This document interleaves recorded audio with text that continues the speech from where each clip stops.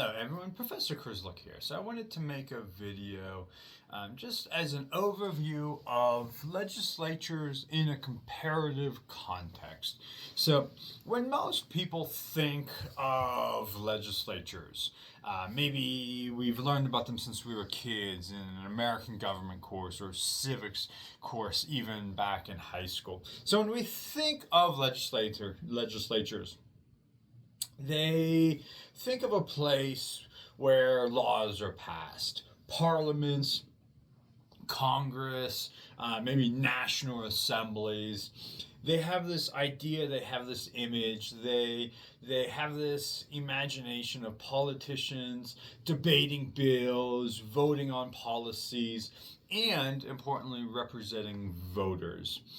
And that's not wrong. But in comparative politics, legislatures raise a deeper question. Are these institutions real centers of political power, or are they symbolic bodies designed simply to legitimize decisions made somewhere else, especially made in the executive in an autocracy? So today I want to kind of walk through some of these core ideas because we'll see legislatures, as we've learned from our reading, from our PowerPoints, are maybe a little bit more of an enigma than, say, we think of from an American government perspective. So first, let's think about what the legislative branch actually is, then why they matter, and third, we'll think about the legislative branch in an authoritarian versus a democracy. So, okay, at its most basic level that we talked about on day one of thinking about the legislative branch, a legislature is a multi-member representative body. Formally, legislatures are responsible for making laws, representing citizens, overseeing the executive branch, and providing a forum for political debate. Nearly every country in the world has some form of a legislature, even highly authoritarian states. So that fact alone tells us something important and something quite interesting, that legislatures are not just democratic institutions. They are also tools of legitimacy, of control, and of political management. So some legislatures are unicameral, meaning they have one chamber. Others are bicameral, meaning they have two chambers. Some are powerful, some are weak, some exist mainly on paper. So the key comparative question is not whether a legislature exists. We know they do within the United States and North Korea, and Tajikistan and the UK. So we see them across the political, democratic to authoritarian perspective. So then the real question is, how much autonomy, influence do these legislatures actually have?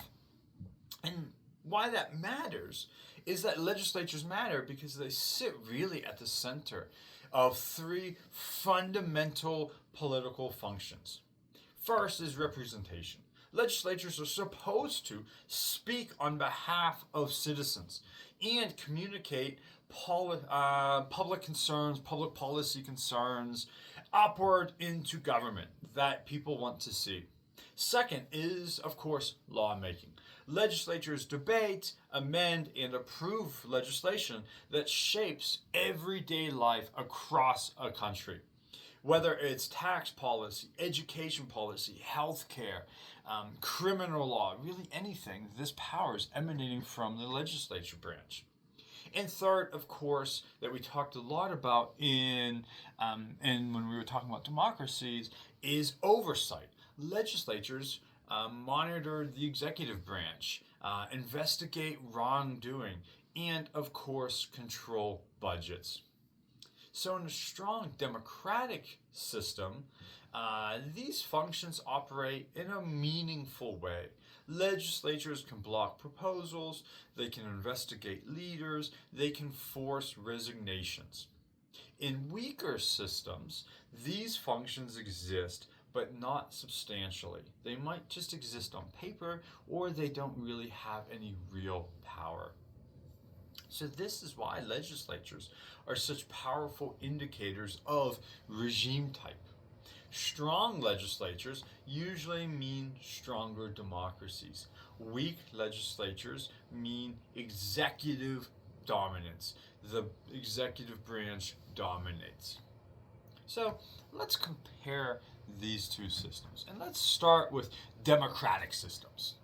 In democracies, legislatures typically feature competitive elections, real opposition parties, open debate on the floor of the chamber, committee systems that develop expertise, and genuine oversight authority. Take the United States Congress, for example. Members of Congress are elected independently of the president.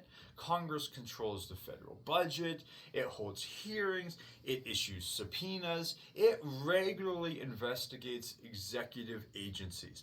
The example that we used in class is maybe you turn on C-SPAN and you see representatives of the executive branch of the bureaucracy in front of Congress being questioned about why that branch of government is doing what it does.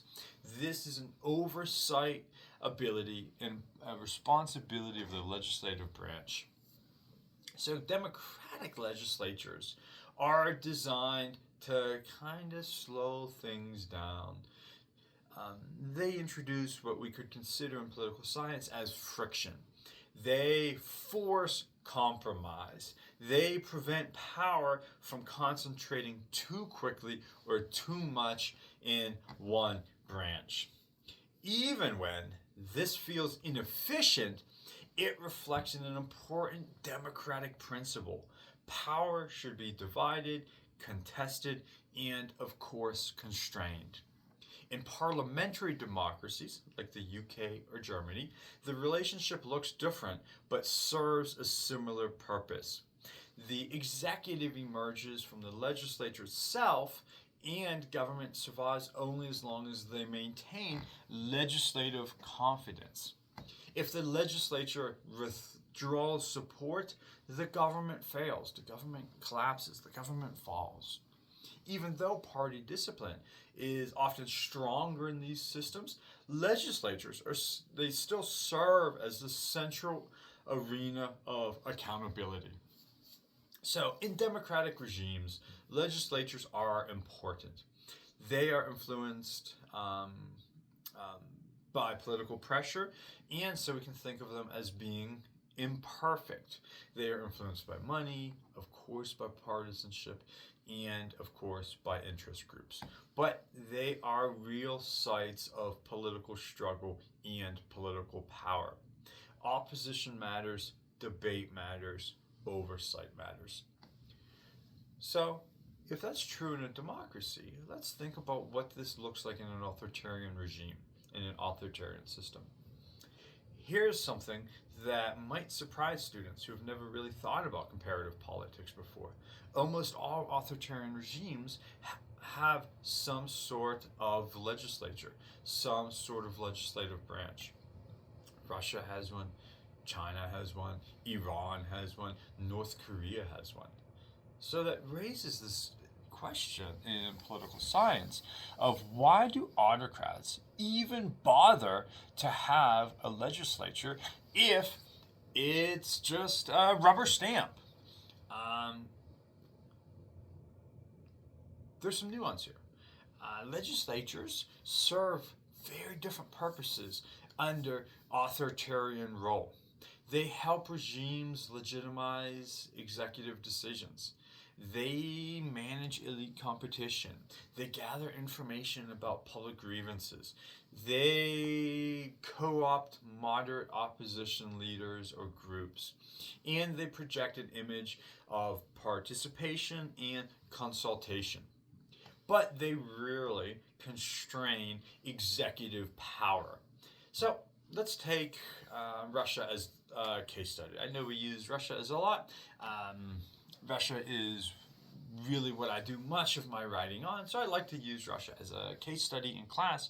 So, Russia's legislature includes the State Duma. On paper, it looks similar to many democratic parliaments. There are elections, there are political parties, there are even debates and votes. But in practice, opposition candidates face serious barriers. Media overwhelmingly favors pro Kremlin parties, electoral rolls are manipulated, critical voices are marginalized. And so, as a result, the Duma is dominated by parties loyal to the executive, by leaders who are loyal to the executive. The legislature routinely passes presidential legislation with overwhelming majorities. It rarely blocks proposals. It almost never seriously challenges executive authorities. Technically, it debates laws, but in reality, it formalizes decisions already made by the executive branch. So while Russia has a legislature, that legislature does not act as an independent check on the power of the executive branch. So we can understand why autocrats even bother.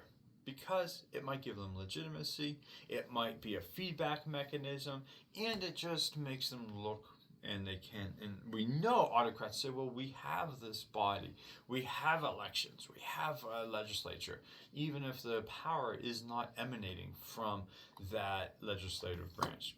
So we can see the main differences between the legislative branch in a democracy versus the legislative branch in an autocracy.